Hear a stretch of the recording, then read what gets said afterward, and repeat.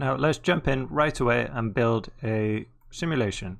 So in week 1, we built the simulation in SOPs. So you drop a dot network here, which you can do, or you can do it out here in OBJ level, and it really doesn't matter. This is completely up to you. Maybe, I mean, in SOPs you can connect things directly here and then import like that, which some people, maybe you might find it easier. It really doesn't matter. We're going to do it out in OBJ though. Leave the name .net, or we'll change it to sim. And let's dive inside. We already have our output. So every .net is the same until you start to fill it. .net, you use the same thing for RBD or flip or pyro, particles, or vellum in fact. What's different are the solvers. So we're going to use a flip solver. Okay, so this is what actually does the work, and you can see there we've got a boundary. So this is where these are kind of like limits to where we can simulate. So we need to connect the solver up to the output, so everything will flow through into the output. So for any flip simulation, we need a flip solver, we need an output, and we need a flip object. And there we go, we can see something already.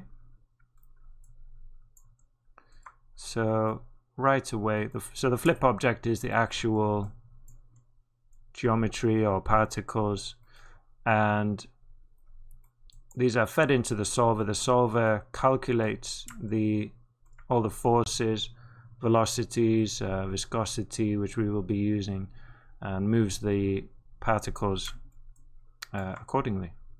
So first thing I want to do is go to guides and to particles here, set to sprites. Let's change that to particles. It'll be easier on the computer.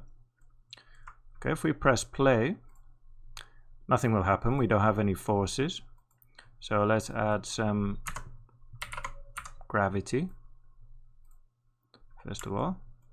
There we go. So that's pressing down, and then we should see them drop. What I'm going to do also, as we're working with particles here, let's change the background. If you press D on your keyboard, make sure the cursor is in this area. D, background, change that to dark, and I'm going to get rid of the ground plane as well, so we're not using a ground here. So we should see that just drop and disappear. So as soon as it passes out of the bounds, it basically the particles are deleted. We could just briefly, if I drop a ground plane,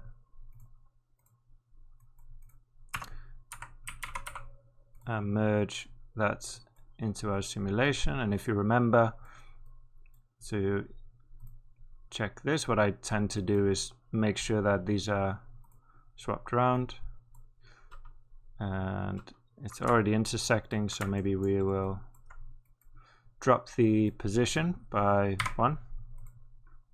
Oh, drop -1, sorry. There we go. And let's play that. There we go. We have our first very uninspiring flip simulation. But that is being simulated. It is working. But we have a lot to improve on.